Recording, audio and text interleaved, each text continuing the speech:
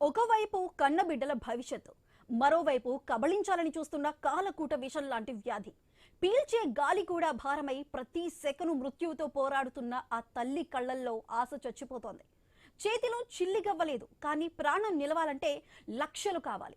అసలు ఆ కుటుంబానికి వచ్చిన కష్టం ఏంటి? ఆ తల్లిని కాపాడుకోవటానికి ఆ చిన్నారి బిడ్డలు పడుతున్న ఆవేదన ఎలాంటిది? ఊపిరందక విలవిల్లాడుతున్న ఆ ప్రాణం సాయం కోసం ఎలా ఆర్తిగా ఎదురు చూస్తోందో ఐ న్యూస్ ప్రత్యేక కథనంలో చూద్దాం.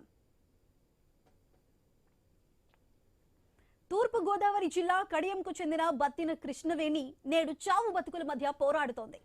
ఆనందంగా ఉండాల్సిన కృష్ణవేణిని విధి వంచింది. ఊపిరితిత్తుల వ్యాధి ఆమె జీవితాన్ని చిన్నాభిన్నం చేసింది. ప్రస్తుతం ఆమె పరిస్థితి విషమంగా ఉంది. ఆక్సిజన్ సాయం ఉంటే తప్ప ఊపిరి తీసుకోలేని స్థితి. కళ్ల ముందే కన్న తల్లి అల్లాడిపోతుంటే ఏం చేయాలో తెలియక ఆ కుటుంబం కన్నీరు మున్నీరవుతోంది. వైద్యులు వెంటనే శస్త్రచికిత్స చేయాలని చెప్పారు. కానీ దానికయ్యే ఖర్చు వింటే ఆ నిరుపేద కుటుంబానికి గుండె ఆగినంత పనైంది. రెక్కాడితే గాని డొక్కాడని ఆ కుటుంబం అంత పెద్ద మొత్తాన్ని ఎక్కడి నుంచి తీసుకురావాలి? ఉన్న కొద్దిపాటి పొలాన్ని, నగలను అమ్మేసినా ఆపరేషన్ కు కావాల్సిన దానిలో అది 10వ వంతు కూడా లేదు. సాయం అందితేనే ప్రాణం నిలుస్తుంది, లేదంటే ఆ తల్లి జ్ఞాపకంగా మిగిలిపోతుందనే భయం వెంటాడుతోందంటూ కృష్ణవేణి భర్త ఆవేదన వ్యక్తం చేస్తున్నాడు. నాకు ఊపిరితిత్తులో సమస్య వచ్చింది. 4 ఇయర్స్ నుంచి బాధపడుతున్నాను.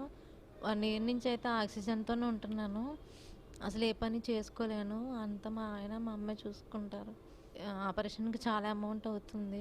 ఎవరైనా వచ్చి హెల్ప్ చేస్తారని కోరుకుంటున్నాను. ముందు లైఫ్ ఇస్తారని మళ్ళీ కోరుకుంటున్నాను.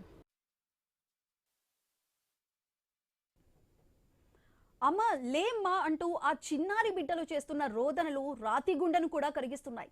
తమకు ఆటపాటలు నేర్పాల్సిన అమ్మ ఇప్పుడు మంచానికే పరిమితమై ప్రాణవాయువు కోసం కొట్టుమిట్టాడుతుంటే ఆ పసి హృదయాలు తట్టుకోలేకపోతున్నాయి.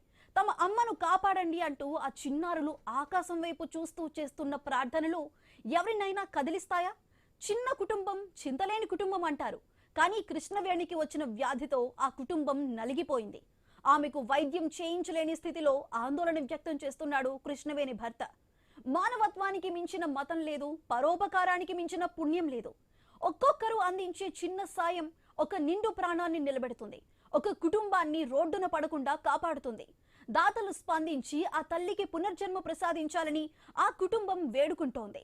మీ చిన్నపాటి చేయూత ఆ ఇంట్లో మళ్లీ వెలుగులు నింపుతుందని ఆశిద్దాం. 4 సంవత్సరాల క్రితం వచ్చేసండి నా భార్యకి విపరీతంగా దగ్గు వచ్చేస్తుందండి. నాన్ స్టాప్గా పావుగంట 20 నిమిషాల దాకా ఇంకా ఊపిరి ఆగిపోతుందేమో అన్నంత భయం వేసేది అనమాట. 1.5 ఇయర్ అండి డైలీ మన మెడిసిన్ వాడేవాళ్ళం, 1 మంత్లీ కూడా. అప్పుడు మన మంత్లీ మెడిసిన్ వాడితే కనీసం క్యూర్ అవ్వాలి కదండి, అసలు లేదండి, పెరిగిపోతుంది. మాకు డౌట్ వచ్చి వేరే హాస్పిటల్ మార్చామండి. మీకు వచ్చింది ఆస్మా కదండి, లంగ్ ఫైబ్రోసిస్ అయిపోయింది.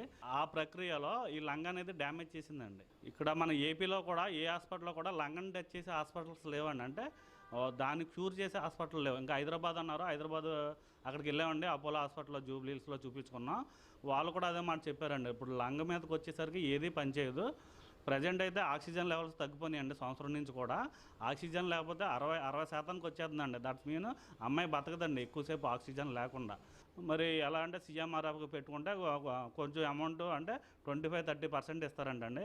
ఇప్పుడు ఆ గవర్నమెంట్ ఇచ్చిన అమౌంట్ కొంత దాతలు ఎవరైనా ముందుకు వస్తే వాళ్ళ సహాయం తీసుకునండి నా భార్యను బతికించుకుంటానండి. మీరు మాకు సహాయం చేయాలని కోరుచుకుంటున్నాను అండి.